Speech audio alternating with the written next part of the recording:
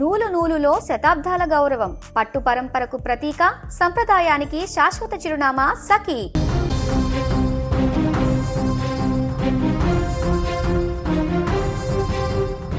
ఒక భాష కాదు, ఒక రాష్ట్రం కాదు, యావత్ దక్షిణ భారతదేశమే ఇవాళ ఒక్క గొంతు కోసం కన్నీరు పెడుతోంది.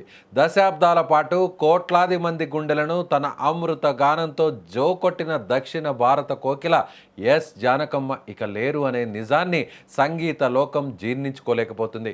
మైసూర్లోని అపోలో హాస్పిటల్లో చికిత్స పొందుతూ ఆమె కన్ను మూసిన వార్త 5 రాష్ట్రాలను శోకసంద్రంలో ముంచేసింది. ఆమె కేవలం ఒక నైటింగేల్ మాత్రమే కాదు, 5 రాష్ట్రాల సంస్కృతిని, భాషలను తన పాటతో ఏకం చేసిన ఒక దివ్య స్వరం. అందుకే జానకమ్మ మరణ వార్త వినగానే సినీ లోకమే కాదు, రాజకీయ ప్రపంచం కూడా ఒక్కసారిగా దిగ్భ్రాంతికి లోనైంది. దక్షిణ భారతదేశంలోని 5 రాష్ట్రాల ముఖ్యమంత్రులు జానకమ్మ మృతి పట్ల తీవ్ర సంతాపం వ్యక్తం చేస్తూ భావోద్వేగ నివాళులర్పించారు. మొదటగా జానకమ్మ పుట్టినిల్లైన ఆంధ్రప్రదేశ్ ముఖ్యమంత్రి నారా చంద్రబాబు నాయుడు ఆమె మృతి పట్ల తీవ్ర ఆవేదన వ్యక్తం చేశారు.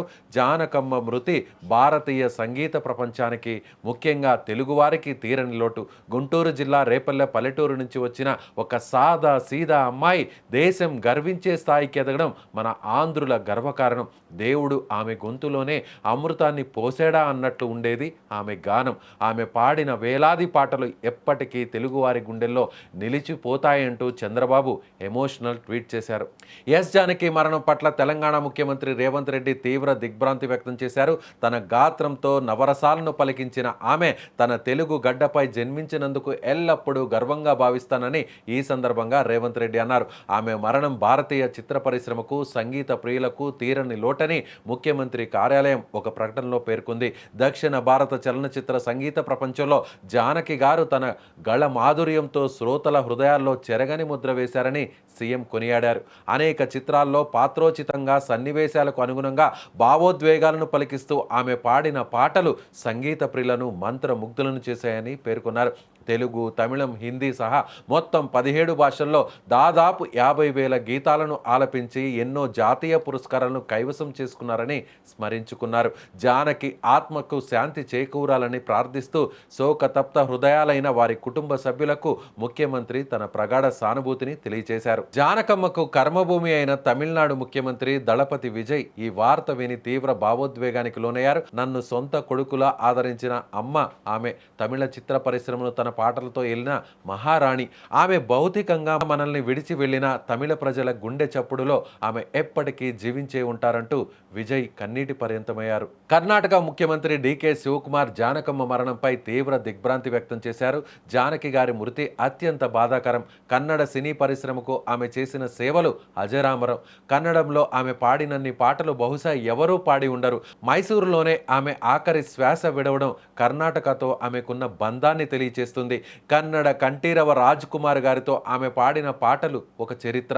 కర్ణాటక ఒక గొప్ప గాన సరస్వతిని కోల్పోయిందని ఆవేదన వ్యక్తం చేశారు కర్ణాటక సీఎం. గాన కోకిల, ప్రముఖ సింగర్ జానకమ్మ మృతి పట్ల కేరళ సీఎం సతీశన్ దిగ్భ్రాంతి వ్యక్తం చేశారు. జానకమ్మ పాడిన మలయాళ పాటలు కేరళ సంస్కృతిలో భాగమైపోయాయి.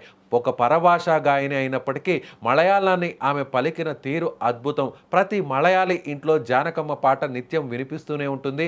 ఆమె భౌతికంగా లేకపోయినా ఆమె పాడిన అమర గీతాలు చరిత్రలో ఎప్పటికీ చెరిగిపోని ముద్రగా నిలిచిపోతాయంటూ సీఎం నివాళి అర్పించారు. చూశారుగా, ఒక కళాకారునికి సరిహద్దులు ఉండవు, భేదాలు ఉండవు అనడానికి జానకమ్మ గారి జీవితమే నిదర్శనం. ఇవాళ 5 రాష్ట్రాల ముఖ్యమంత్రులు, పార్టీలకు, రాజకీయాలకు అతీతంగా ఒకే గొంతుతో ఆ గాన కోకిల మృతికి కన్నీటి నివాళులను అర్పించారు అంటే ఆమె భారతదేశ కీర్తి కిరీటంలో ఎంతటి మహోన్నత వజ్రమో మనకి అర్థమవుతుంది. గాన కోకిల ఎస్ జానకి మృతిపై 5 రాష్ట్రాల సీఎంల నివాళి ఇవాళ దేశ చరిత్రలోనే ఒక అరుదైన భావోద్వేగ ఘట్టంగా నిలిచిపోతుంది.